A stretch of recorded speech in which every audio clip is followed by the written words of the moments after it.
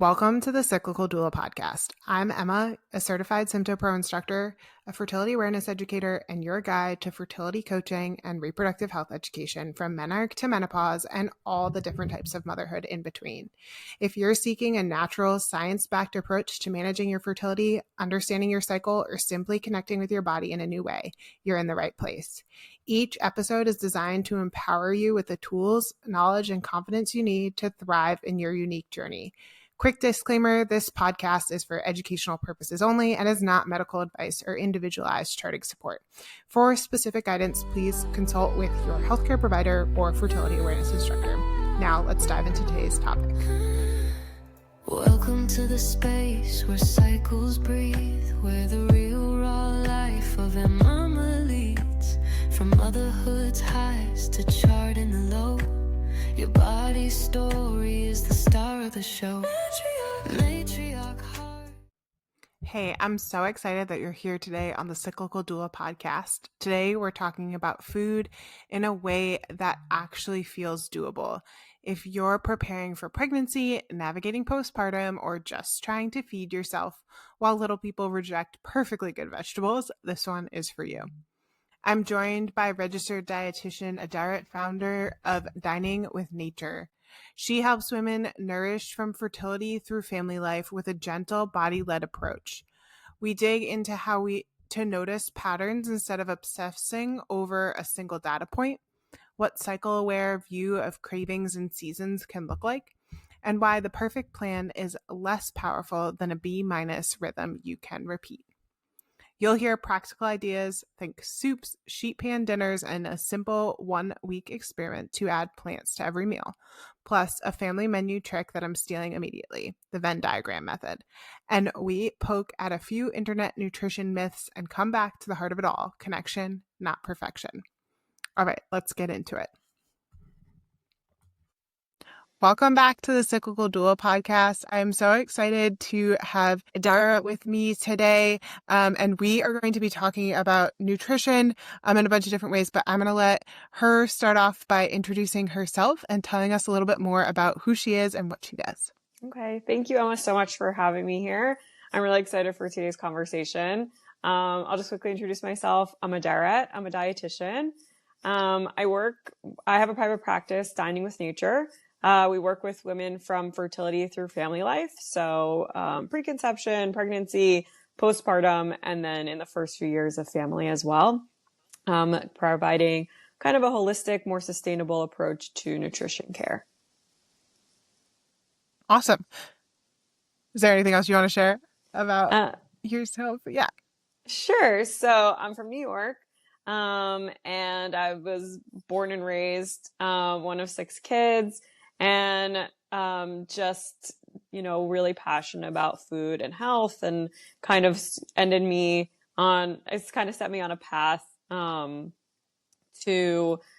become a dietitian, and then to kind of, niche in, working with families and working with women, in women's health, and just, and bringing my kind of passion for food to my care is kind of my big my go-to. That's awesome. I love that. So as we're getting started today, I just want to get to know you a little bit more, have our audience get to know you a little bit more. So I've been asking all our guests this question. What is one rhythm or ritual that you swear by? I have to say that my morning routine is my is just the most important thing to me. I always say I'll wake up earlier if I have a really early day. I'll wake up earlier just so I can have my morning routine. It's just I get excited about just waking up and having my cup of coffee and sitting and being able to have this downtime before I start work and work out and everything. It's just kind of really a big part of my routine going smoothly for the day. Okay, I love that. Is there anything specific about the routine that really makes it ideal? I think it's just it's setting intention for the day, or kind of just not going from an alarm going off straight into checking your email, right? Kind of just this moment in between where you're okay, you're waking up, you have a really good cup of coffee, like the sun is coming up, like it's just like that's to me like the best way to like set the course for the day. I love that. That's really good. All right. So as a dietitian and as the founder of your um company and your work, what is like what drew you into this work more and like specifically with fertility and motherhood? Because I feel like obviously like there's registered dietitians out there that do all sorts of different work, but like what's the thing that really drew you to doing this specifically? I always, I grew up in a house full of women, and I always make the joke that my mom was either pregnant or breastfeeding my entire childhood. Like, I don't remember like any time where that wasn't one or one or the other thing that was happening. And so it's just Yeah. like always, I was always surrounded by it. And I have, on top of that, I have three sisters. And I just found that like women's health was just like, it was like, and women's everything was just so like ingrained in the way I grew up. And then as I got older and I like learned my passion for science and health and food, and I learned about nutrition, everything just like all the pieces just like kind of came together in my mind of like, I have to take all of these things and do something with them. And when I learned Yeah. about how to become a dietitian, I was like, that's for me. And like I always just like had this thing in the back of my head where I was like, I'm going to work with women and I'm going to support them through this amazing journey. And that's just like kind of how it all unfolded. Yeah. I love that. So what is the like how with that like how do you actually like support women through those stages? Sure. So I think like first and foremost, everything is individualized. So this is just Right. like general, this is like general, care and like, or as a general take on the journey, but everything starts with where you at now, and like understanding, their lifestyle and habits and what's going on medically and just kind of like where you are in that fertility space and Yeah. preconception. And then the reason why I created this like fertility through family life like line in my mind is because I'm like it, there's just such frequent changes over such a short period of time that have a lot of nutrition implications. And so Yeah. being able to work with somebody from that, preconception time, and understanding everything from that point, really sets the course, able to support them through a journey of pregnancy and then postpartum and then into parenthood, that I think is like really rewarding because it's like there's just this continuity. And Yeah. so the way it's then that nutrition plan evolves. We take all that like pre-knowledge and evolve it through each stage, so that like your nutrition needs are being addressed based off of everything that we learn about you as you evolve through the journey. I love that. That's so, I think that's so important. And obviously, like, it has to be so individualized to make it work Yeah. effectively. But I Yeah. think that's kind of helpful to just kind of see how that like progresses and like how it can be such an important part of somebody's health in general.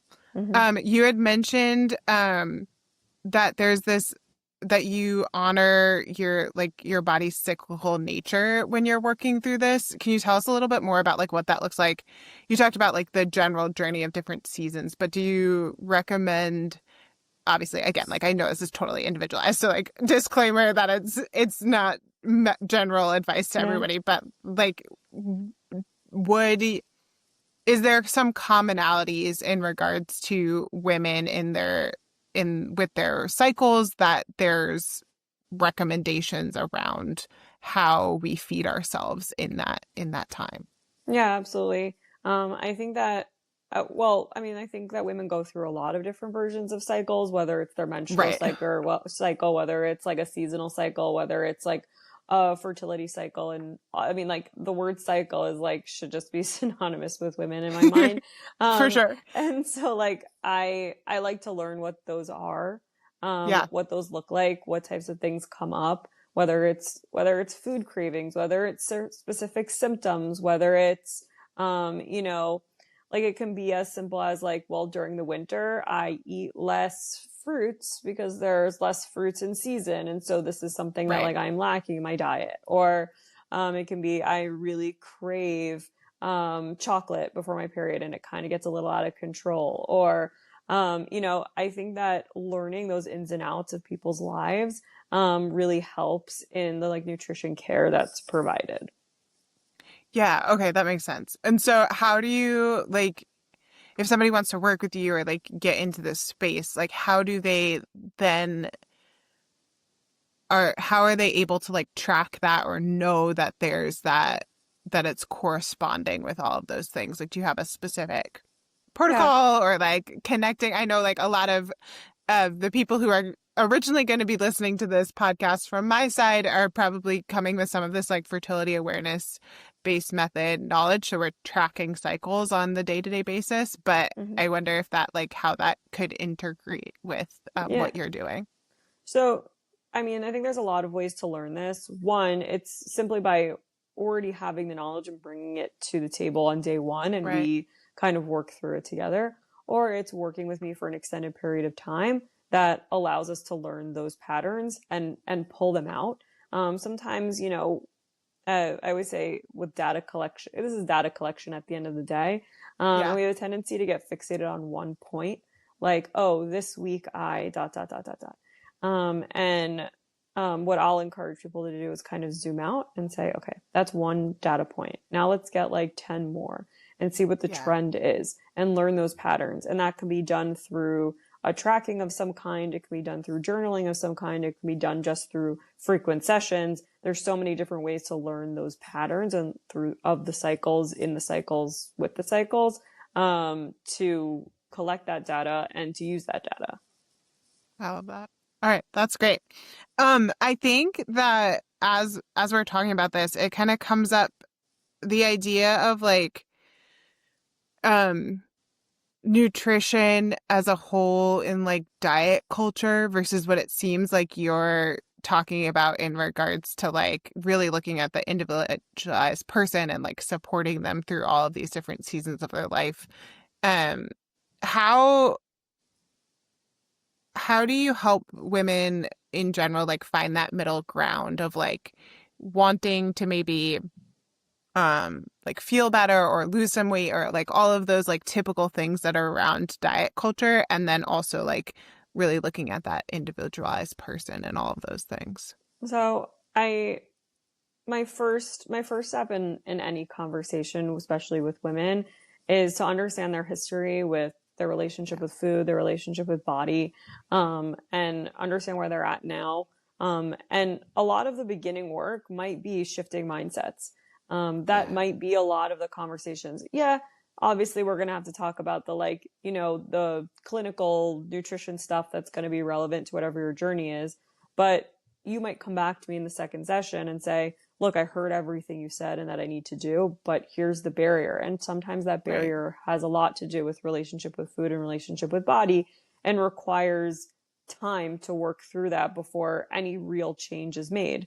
That's a big part of why I work from fertility through family life, both in the time that it gives us to work through things, Yeah. but also in the space of wanting to change things for the future and future generations, being able to address things, if you can help the mother change a mindset and help them embody a different approach to food and body, that can be passed down to the next generation. And so, Yeah.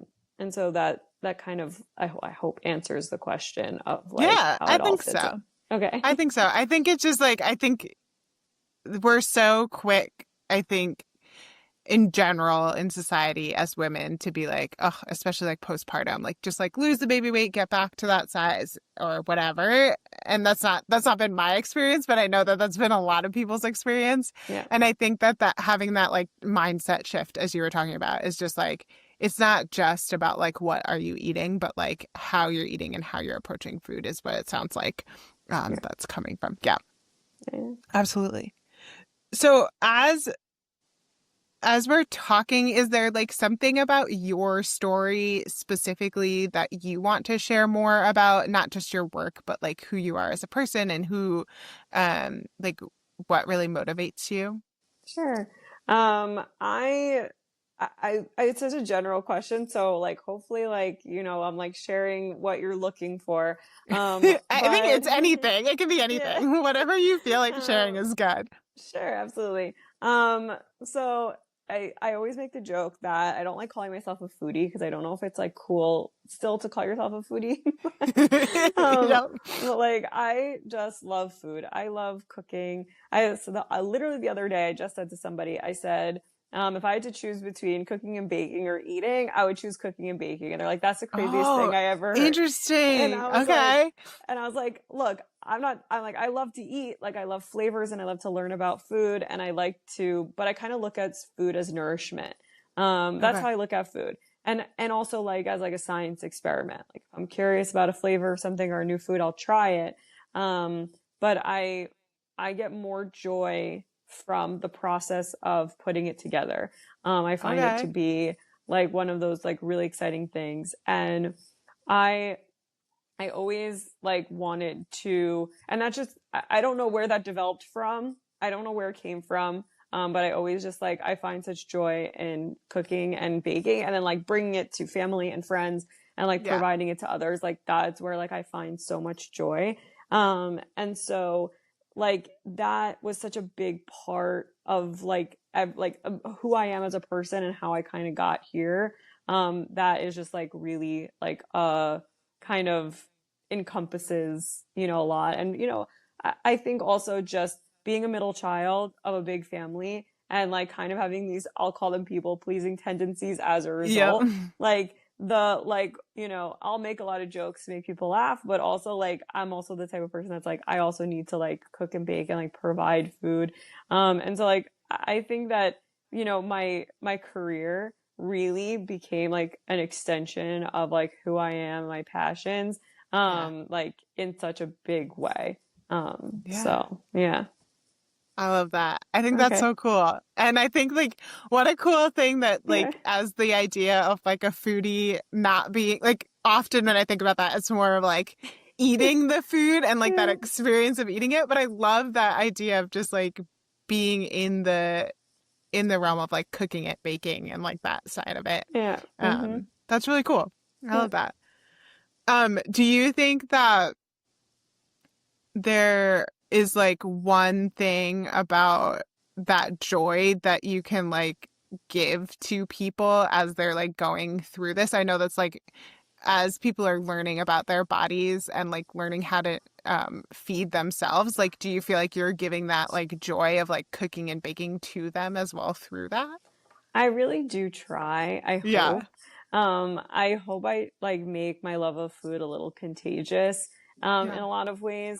I always say to my friends, like, I don't expect people to, want to, relate to food the way I do of like finding joy in cooking and baking. But I Yeah. do think that if I can teach people the importance of like being comfortable in the kitchen and being comfortable with this idea of preparing meals for yourself and like, Yeah. having like 5 to 10 meals and recipes under your belt that you're like, I can do this and it tastes good and I enjoy it, then I feel like I've succeeded in my work a lot of the times, because I think a big part of what holds people back is this just kind of like general disconnect from food in general, and from Yeah. what we eat and where we shop and how we prepare.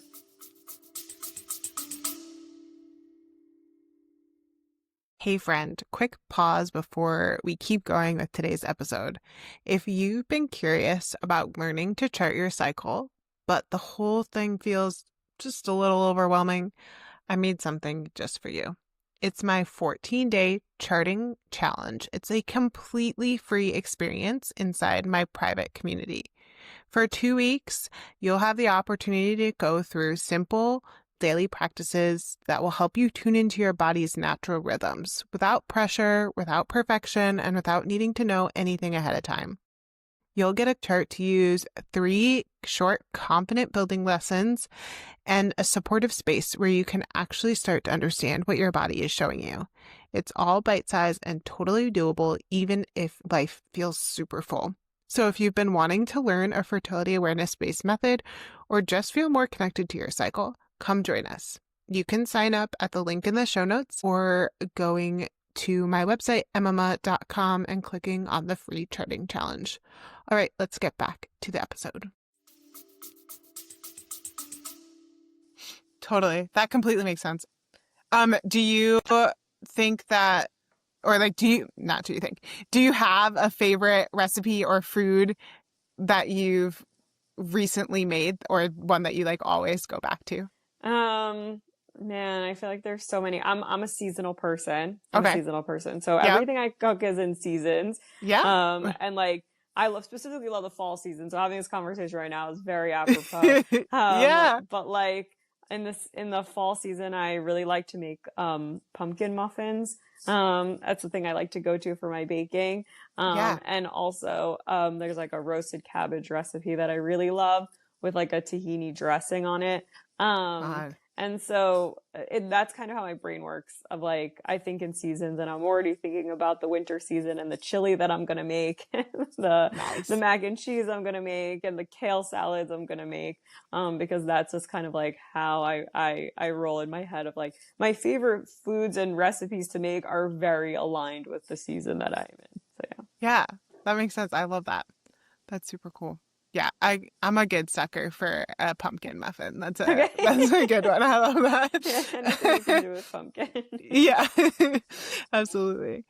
So I think a lot of people that I've heard in my practice, when they're thinking about in regards to fertility, they're thinking about like, how can they feed their bodies well in preparation for pregnancy, in that time leading up to it. And I know there's a lot of resources out there that are talking about this, but what are some things that like a woman, or like as a couple, they should really be working on to like, obviously, like, again, like individualize is going to be best, but like what is the things that we're supposed to be looking at if we're thinking about trying to conceive soon, and really like being able to prepare our bodies best for that season of pregnancy?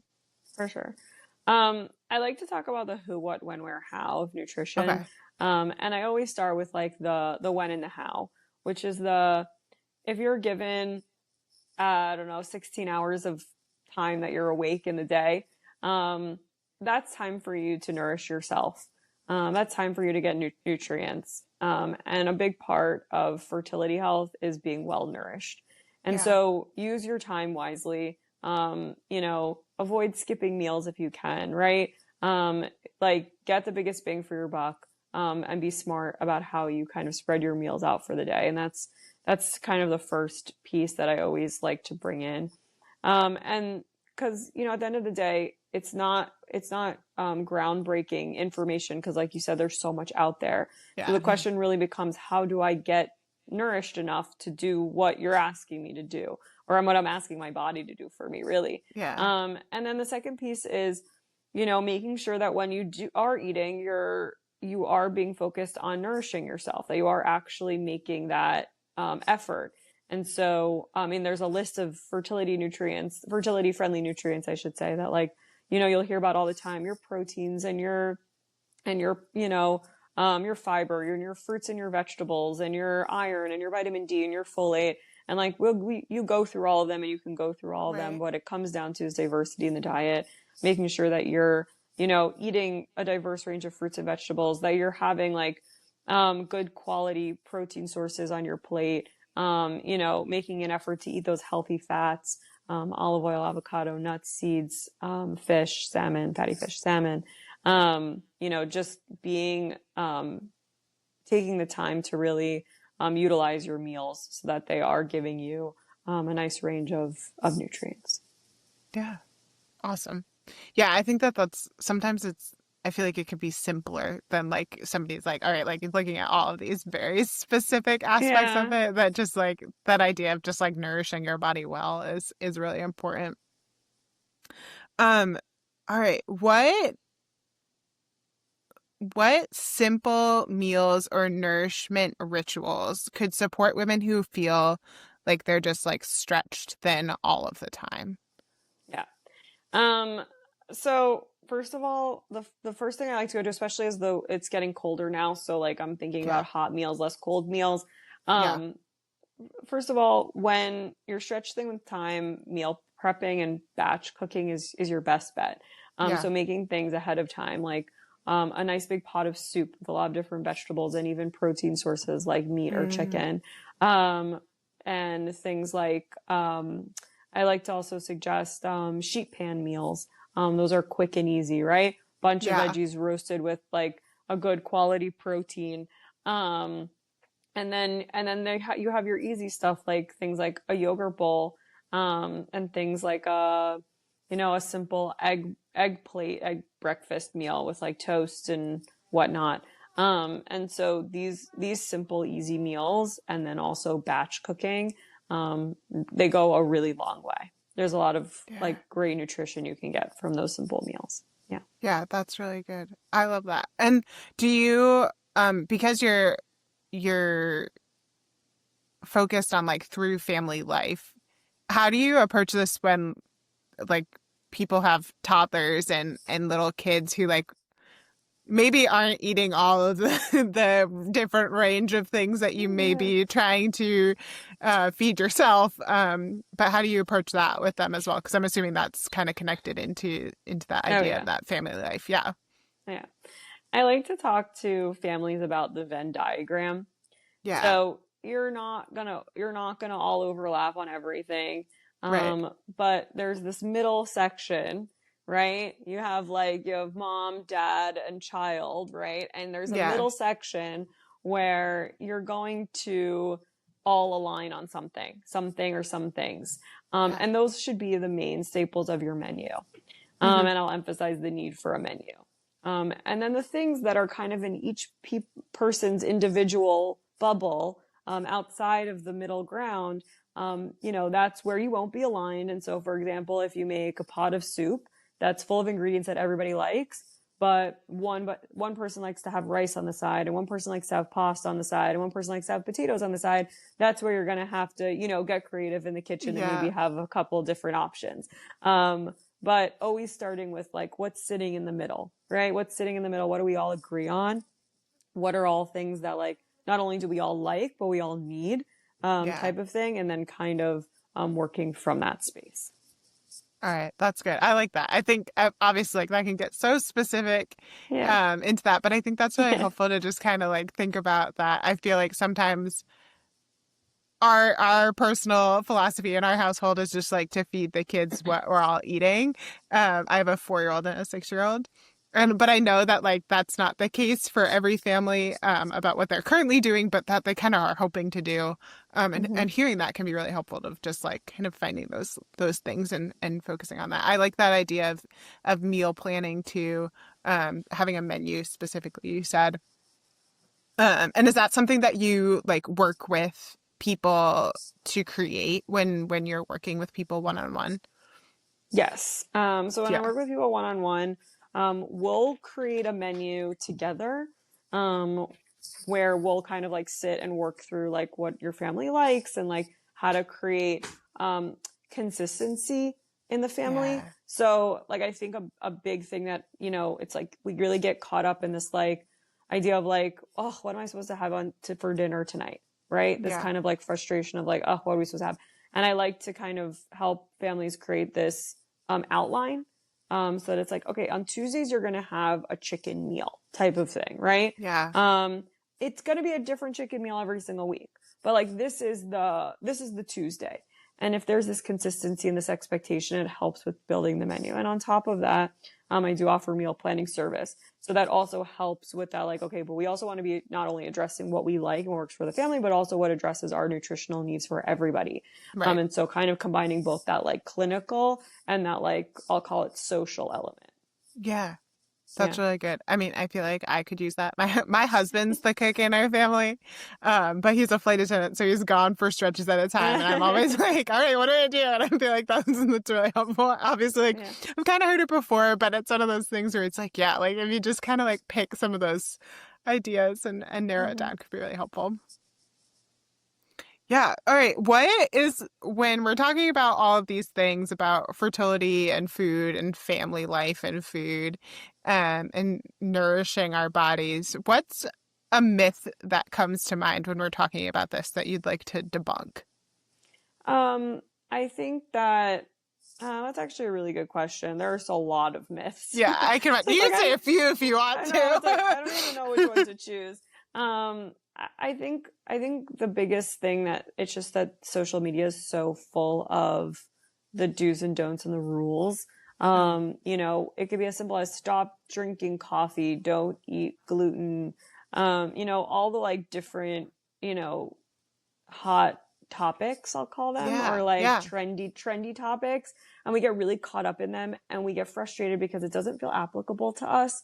It's like, okay, but I like coffee. And it's like, okay, but I yeah, like bread and I'm not experiencing any adverse effects. So like, how true is this? And I think that, you know, I think the grand myth that I would debunk is like work with a professional, get your yeah, answers, get your individualized answers. Don't assume that just because you heard it from a wellness influencer on Instagram or TikTok that it applies to you. yeah. I think that, my favorite thing to say is like patients will say to me things like, I want to be the type of person that eats a kale salad every day, or I want to be the type of person that wakes up at 6 a.m. and goes for a run. And then I ask the question, do you like kale? Or like, do you like running? And the answer is inevitably no. And then I go, okay, Right. so that's just not you. So we've got to find something else because there's like a ton of fitness options and there's a ton of nutrition options out there for you. Right. Yeah. That's great. I think, yeah, man, I agreed that there's just like you can be so wrapped up in the like, all right, like this is working for somebody else, like it's gonna work for me too. And how important it is for us to really kind of discern what is the best thing for our individual bodies and also like for the life season that we're in and all of those different things, and obviously working with somebody who is trained Yeah. in that particular mode Yeah. of action of what you're trying to do is really Yeah. helpful. um what do you feel like a supportive practice around nutrition that like all of our listeners could um try this week, or kind of to dip their toes in a little bit if this is not something they're currently doing, and they don't yet have the capacity to work with somebody one-on-one? Everyone's going to hate the simplicity of my answer, and they're going to wish it was way more interesting and way sexier than what I'm about to say. But including a fruit and or vegetable at every single one of your meals for a week straight is a game changer. Having plants at your meals is the one of the like the greatest things you can do for yourself, with the biggest bang for your buck. And I know it's not interesting, and I Yeah. know it's not so fun, and I know nobody wants to hear a commercial for broccoli. But if I could trade out commercials for Dunkin' Donuts for a commercial for broccoli, I would.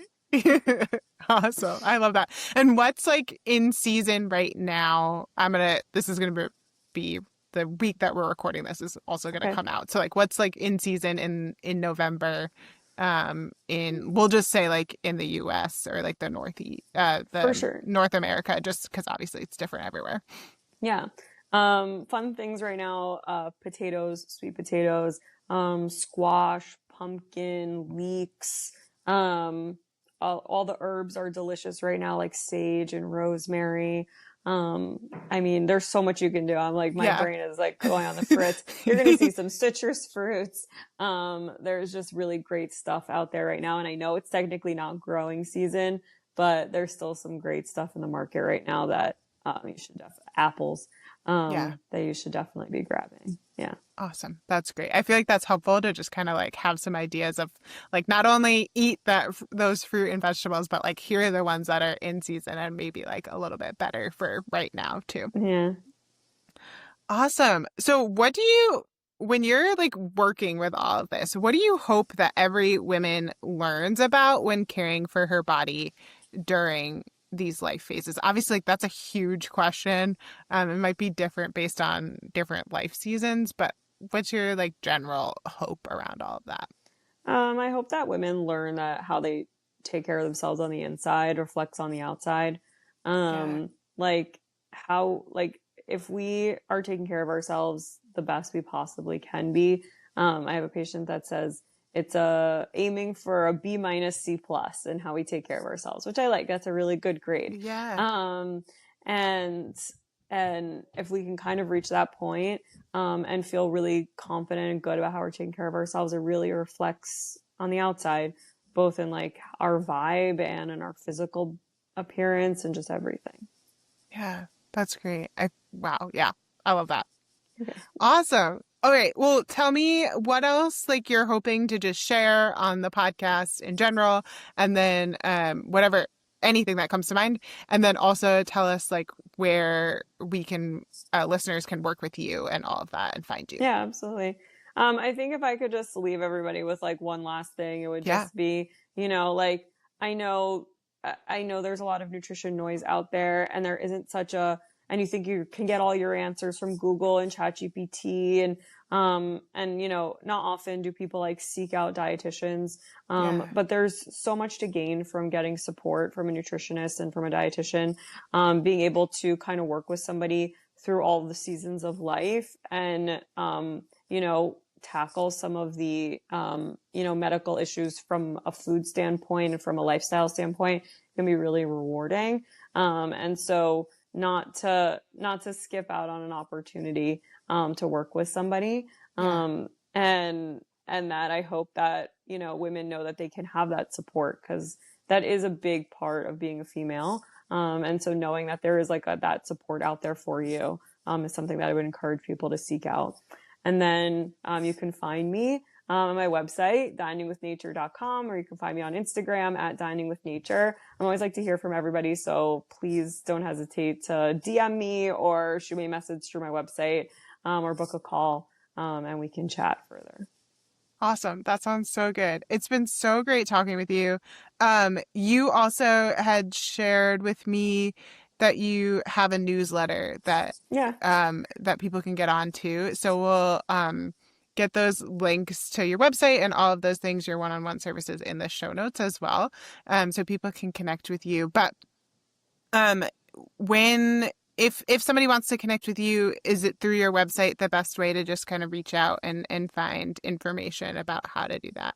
Yeah, absolutely. Head to my website, diningwithnature.com, and really easy to navigate and find ways to get in touch with me.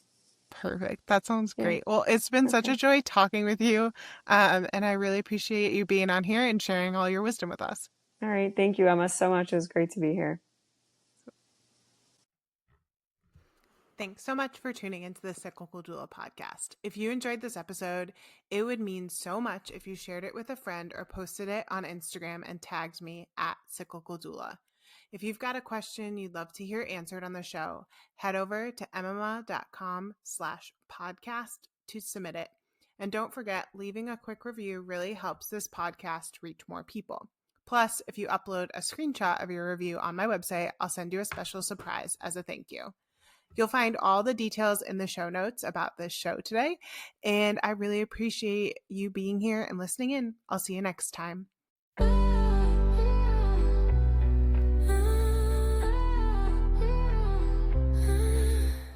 Welcome to the space where cycles breathe, where the real raw life of a mama leads, from motherhood's highs to charting the low. Your body's story is the star of the show. Matriarch hearts, cycles that speak, charting the truth in every peak. This is the cyclical doula sound, where body wisdom is always found. Matriarch hearts, cycles that speak, charting the truth in every peak. This is the cyclical doula sound, where body wisdom is always found.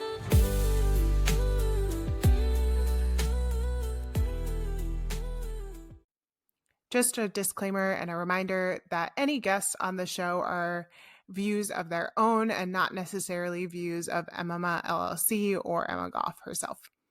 Thanks so much.